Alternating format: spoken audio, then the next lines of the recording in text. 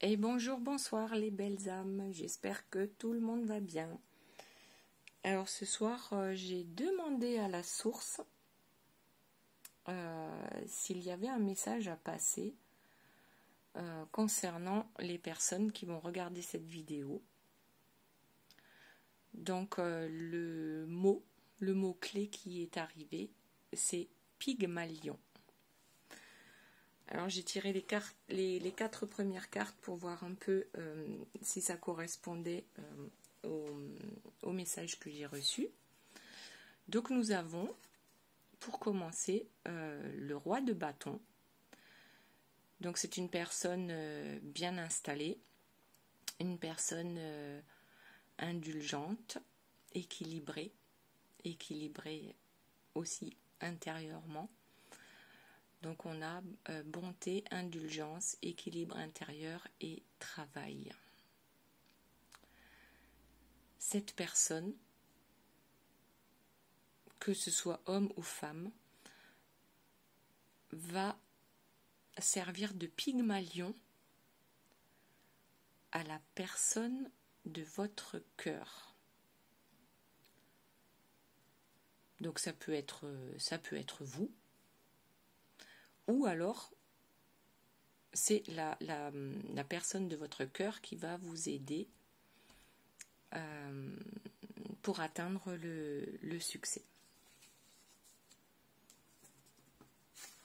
Ensuite, nous avons le chaos, mais dans notre cas, il est à l'endroit. Donc, c'est la protection, la prospérité, la vertu et l'idéal.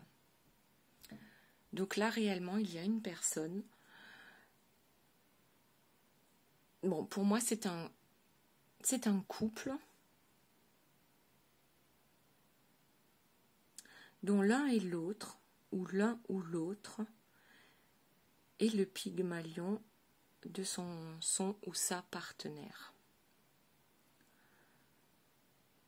Donc le Pygmalion, rapidement, c'est une personne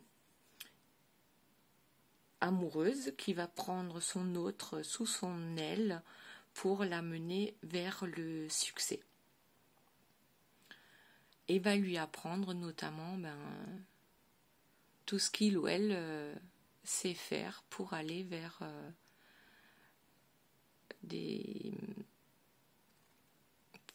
pour partir vers le succès, peu importe dans quel domaine. Ensuite, on a la prudence.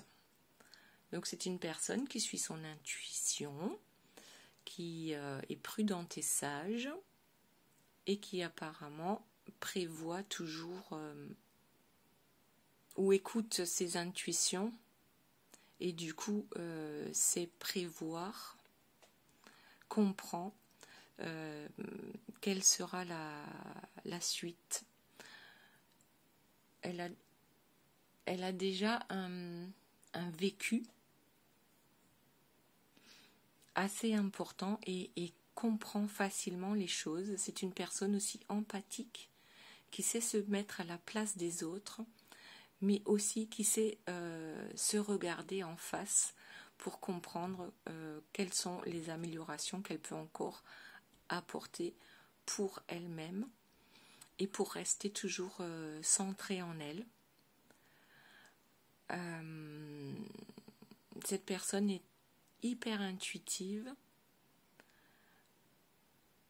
Elle fonctionne avec la lune. Alors vous me direz si ça vous parle, si ça vous fait penser à quelqu'un, si ça vous fait penser à vous ou à votre autre. Et ensuite on a le cavalier de coupe. Donc 3 plus 8, 11. Donc pour moi c'est les flammes jumelles. Donc arrivée, invitation, opportunité et succès. Donc là on a réellement un couple qui pour moi ils vont s'aider mutuellement à avancer et grandir sur leur chemin. De temps en temps ils seront face à face, et comme parfois ils se tourneront le dos, mais ce sera toujours pour apprendre de l'autre et grandir soi-même. Voilà, ce couple est protégé. Il est protégé, il est prospère et va vivre une vie idéale.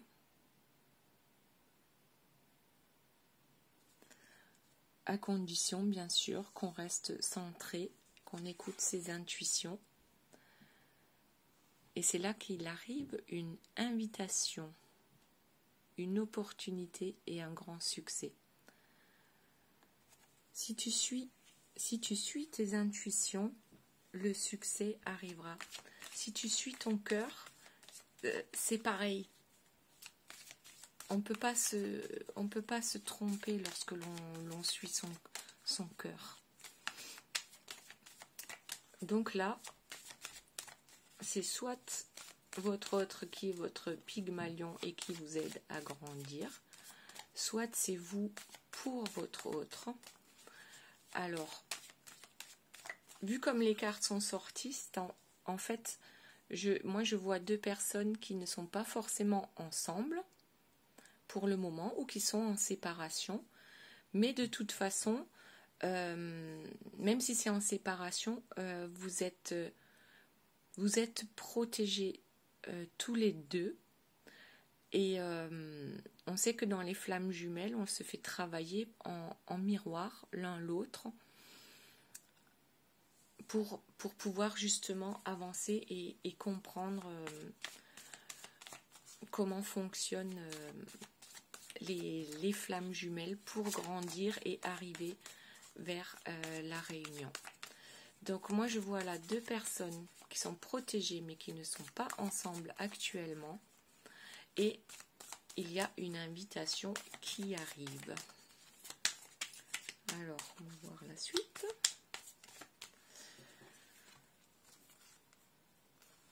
Oui, alors en effet, c'est un travail collectif ce travail n'est pas toujours évident à faire.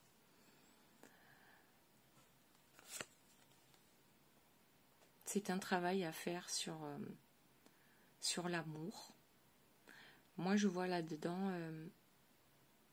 l'amour inconditionnel. Donc, on vous demande de travailler sur votre façon d'aimer,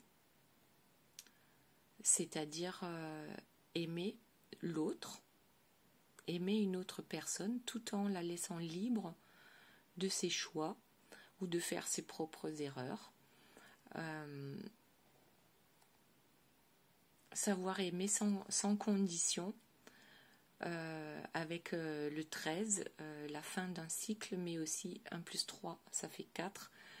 Et donc, mettre en place de nouvelles bases. Voilà. Une nouvelle façon d'aimer en étant conscient que l'autre ne nous appartient pas. Ok, l'autre est avec nous parce qu'il le veut bien. Et il est libre de choisir. C'est lorsqu'il aura compris qu'il est libre et que vous n'attendez rien en retour. Alors bon, attention, là je parle des flammes jumelles, hein. Je ne parle pas des énergies toxiques. Je ne vous parle pas de la personne qui vous pourrit la vie à longueur de jour. Je vous parle de la personne qui vous aide à grandir parce qu'elle vous met face à peut-être à vos incohérences, elle vous met face à vos peurs pour que vous puissiez les travailler et vous libérer de ces peurs. Ok, et c'est à ce moment-là que cette personne pourra venir vers vous. Donc c'est d'abord un travail aussi sur soi-même. Et ensuite, on a la maison. La maison, c'est-à-dire qu'on retrouve sa maison intérieure. C'est à l'intérieur Et finalement, tout va bien lorsqu'on a travaillé sur ses peurs. C'est là qu'on peut construire sur de nouvelles bases et partir sur une relation solide pour l'infini avec le numéro 8. Ensuite, qu'est-ce que nous avons d'autre? Alors, qui est le Pygmalion de l'autre? Donc, dans le Pygmalion, il y a une histoire d'amour, une personne qui est peut-être déjà un peu plus avancée que l'autre. Alors, avancée, voilà, tout est relatif, hein, selon le domaine dans lequel on excelle, on va dire, et qui va avec, bien sûr, ça va demander du travail, va apprendre et montrer la voie du succès à cette autre personne, à la personne de son cœur. Ou peut-être même que chacun son tour sera le Pygmalion de l'autre pour avancer sur ce chemin de flamme jumelle. Alors ici on a la légèreté. Donc c'est toujours en prenant de la hauteur qu'on prend conscience peut-être de ses erreurs, de ses peurs, et que en fait c'est en sortant la tête du guidon qu'on peut voir les choses différemment. Et c'est bien une relation d'âme sacrée. Ok. Qu'est-ce qu'elle vous apporte? Elle vous décroche les étoiles. Voilà. À deux, vous êtes capable de décrocher les étoiles. À deux, on est plus fort. On peut grandir ensemble, ou finir de grandir ensemble. Et ensuite, bien sûr, le cadeau de l'amour. La belle histoire. Ok, est-ce qu'il y a autre chose pour ce Pygmalion? Qu'est-ce qu'il va nous apporter dans cette vie?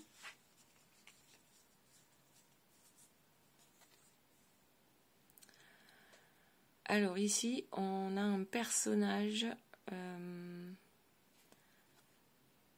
il est vraiment immense par rapport aux personnes qui l'entourent.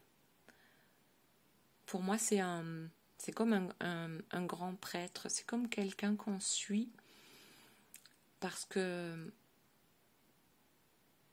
ce qu'il nous raconte, ça nous parle. Tout simplement, ça nous parle et qu'on a envie de devenir comme cette personne. On a envie de grandir.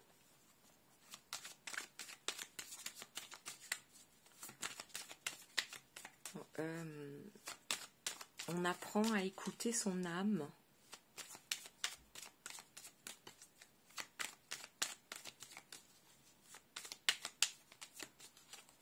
On sort des sentiers battus.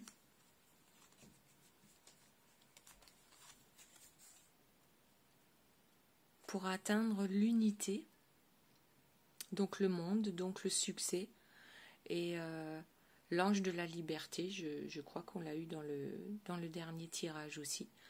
L'ange de la liberté, c'est la liberté d'être ensemble, la liberté de choisir, la liberté de choisir avec qui et où on veut être. Et ça, c'est pour un nouveau départ avec l'aube naissante, un équilibre retrouvé. Et puis là, je vois mes deux jumeaux, donc les flammes jumelles. Ils sont installés comme un peu le yin et le yang. On atteint cet équilibre. On n'est plus trop yin ou trop yang. on atteint l'équilibre entre les deux polarités. L'équilibre entre les deux polarités, et là on a la coiffe du chef, c'est-à-dire que cette personne va reprendre son pouvoir, cette personne ou les deux, mais moi j'en vois une qui a déjà plus ou moins repris son pouvoir et l'autre beaucoup moins, donc là je vois cette personne reprendre son pouvoir, être libre de ses faits, de ses gestes, de ses pensées, de ses actes. Quelqu'un qui sort quand même d'un... Alors là, qu'est-ce qu'on a? L'émotion, la couronne d'argent. C'est quelqu'un qui sort d'un cycle qui l'a énormément fait travailler, émotionnellement parlant. C'est quelqu'un qui fonctionne avec la lune, donc complètement dans les émotions, mais c'est aussi quelqu'un qui comprenait pas pourquoi les choses n'avançaient pas selon ses envies, ses désirs. Ok, ensuite on a la squaw, ok, donc encore le 11, les flammes jumelles. Donc ce sont deux personnes qui réellement reprennent leur pouvoir, et justement grâce l'un à l'autre. On se fait travailler l'un l'autre pour grandir spirituellement, pour grandir sur ce chemin de flammes jumelles qui souvent est semé d'embûches. Voilà, donc là les deux retrouvent leur pouvoir. Le masculin remet sa coiffe et la féminine retrouve son centre. Et pour finir, on a l'élévation. Donc voilà, on gravit les marches petit à petit. C'est vrai que souvent c'est émotionnellement épuisant, parfois même physiquement épuisant. Mais quand on prend de la hauteur, on se rend compte réellement que ça en valait de la peine. Ça en valait la peine. Alors, ensuite...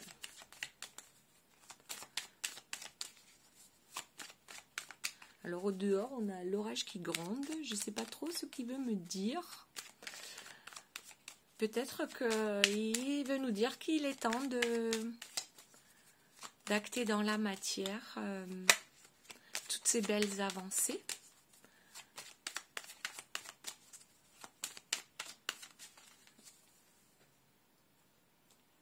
Alors, il n'y a rien qui tombe. Je change de jeu.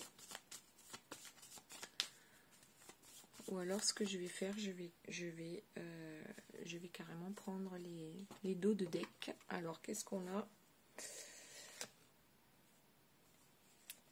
ici? On nous dit, alors, l'ombre du chaos, l'aveuglement. Donc tout ça c'est fini. Tout ça c'est derrière nous. C'est le passé. On n'est plus aveuglé par l'appel de la sirène toxique. On sait faire la différence maintenant entre ce qui est bon et ce qui est mauvais pour nous. Ensuite, on a l'éclaireur avec la solitude. Effectivement, ça aussi c'est fini. Donc, la solitude, c'est terminé. On a fini de chercher son chemin. Tout ça, c'est derrière nous. L'aveuglement, la solitude, le sacrifice, ben voilà, l'éclat du cristal. Donc, tout ça, c'est quelque chose qui se trouve derrière nous. Donc, aveuglement, solitude, sacrifice et tout ça, la volonté, la nuit éternelle. Alors, les flammes jumelles ont parfois tendance à penser qu'elles traversent une nuit noire éternelle, parce qu'on n'en voit jamais le bout. À chaque fois qu'on pense qu'on a fait un petit pas, 2 petits pas, 3 petits pas en avant, on se retrouve avec 1, 2, 3, 4 pas en arrière. Mais ne croyez pas que c'est effectivement le cas. On ne reste pas dans cette nuit noire éternelle. Parce qu'au fond de nous, on a quand même la volonté d'avancer et la volonté de surpasser tout ça. Le sacrifice qui a pu être fait pour les autres, en pensant que le fait de nous sacrifier, c'est mieux pour les autres. Mais en fait, non, pas du tout. Ok. Là, on nous dit on a la volonté de sortir de tout ce noir qui nous entoure. Donc là, un autre dos de deck, on a l'enchantement. Ayez le courage d'acter les choses dans la matière. Celui qui ne tente rien n'a rien. C'est tout simple. Vous avez aujourd'hui réalisé que le sacrifice, la solitude, l'aveuglement, finalement, ne sert à rien à part vous garder dans les énergies négatives, dans le sombre, et que rien que par votre volonté, vous pouvez arriver à tout transformer. Voilà, après la nuit apparaît toujours le jour. Donc, la volonté va nous permettre de transformer les choses, mais aussi l'aide de notre flamme jumelle, même si elle nous fait travailler parfois dans la souffrance, parce qu'elle réveille nos peurs les plus profondes. Elle les réveille parce que on doit les travailler. On ne doit pas juste les enfuir profondément dans un coin, dans un tiroir bien caché. Non, il faut les regarder, avoir le courage, la volonté de les regarder en face pour que justement tout cela se transforme et que la lumière apparaisse avec un enchantement qu'on ne peut même pas imaginer, parce que certains pensent qu'ils ne méritent pas d'être heureux à ce point, ne méritent pas d'avoir une telle réussite, un tel amour. Et ça, c'est... Voilà, faut arrêter de penser ça. Tout le monde mérite d'être heureux, mais c'est pas en étant dans le sacrifice qu'on va y arriver. Absolument pas. Voilà, il faut garder espoir. Toujours. Si le Pygmalion garde espoir, si le Pygmalion est persuadé, si le Pygmalion a la foi en ce couple, alors ce couple va réussir.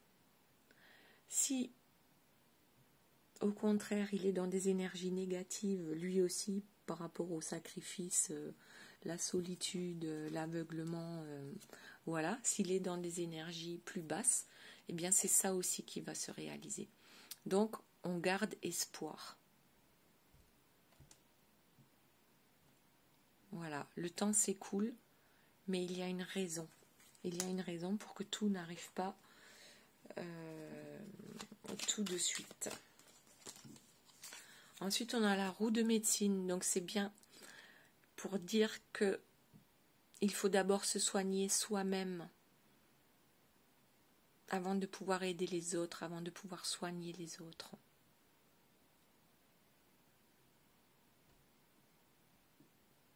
Donc on sort de ce système de sacrifice. On prend soin de soi et ensuite on pourra prendre soin des autres. Et tout ça, c'est qu'une question de volonté, de mental, puisque là, on écoute son cœur, mais ensuite on agit, on réfléchit avec son mental par rapport à ce que le cœur nous demande, pour ensuite acter dans la matière et partir à la conquête de cet amour que nous méritons tous. Partir à la conquête de la personne de votre cœur. Voilà, n'ayez pas peur. La peur vous fige sur place et la peur n'est pas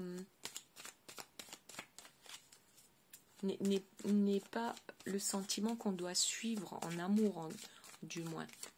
Ok ? Bien sûr, si vous êtes en danger et que vous avez peur, c'est votre peur qui va vous sauver. Mais là, dans ce cas, par rapport à l'amour, si vous avez peur, c'est que vous êtes peut-être trop bien installé dans votre confort, dans un confort matériel, et du coup, ça fait peur de sortir de la routine du quotidien. Voilà, mais votre Pygmalion va vous aider à sortir de tout ça. Alors c'est peut-être un Pygmalion, ça peut très bien être une personne extérieure à ce couple de flammes jumelles. Mais moi je le voyais bien, ça tombe, je le voyais bien. Ouais, allez, on va montrer la carte. C'est votre phare dans la nuit. Votre Pygmalion. Donc c'est réellement la personne de votre cœur qui vous aide à grandir. Ok, ça va se passer dans les émotions, mais voyez-le comme le phare dans la nuit pour vous aider à avancer peut-être plus facilement, plus rapidement.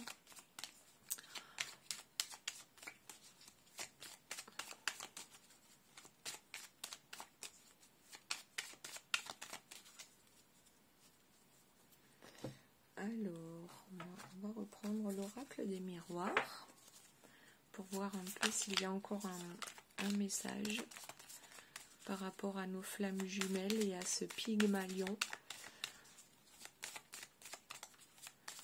Le Pygmalion que vous êtes l'un pour l'autre, sans même vous en rendre compte. Vous vous guérissez l'un l'autre lorsque vous êtes en communication, lorsque vous êtes ensemble, mais également lorsque vous êtes séparés. Alors, hop, alors, 2 cartes qui sont tombées. On a l'étranger. Donc là, on vous dit bien, n'ayez pas peur d'aller vers l'inconnu. Parce que l'inconnu est merveilleux. 3 plus 7, ça fait 10, donc 1. Donc, nouveau départ. Réellement, allez-y, action, go, on y va. Ouverture. On a la clé. La porte est déjà entrouverte, le soleil est là, il vous attend. L'herbe est verte. Et on va pouvoir construire avec le 4, avec des bases solides. Construire une famille ou une famille recomposée, peu importe. Construire sa famille, celle qu'on a peut-être toujours désirée. Et on s'en va, on prend le large, on prend de la hauteur, on voit les choses différemment. On n'a pas peur d'aller vers l'inconnu. Parce que l'inconnu peut vous réserver de très belles surprises. Si tu restes sur place, si tu bouges pas, eh ben, tu n'iras nulle part et jamais rien ne changera. Si tu es dans une situation, que ce soit de couple ou familiale, qui est involutive, c'est-à-dire qui ne bouge pas, c'est que voilà, il ne se passera jamais rien dans ta vie de nouveau, puisque vous suivez tous toujours le même schéma qui donne toujours les mêmes résultats.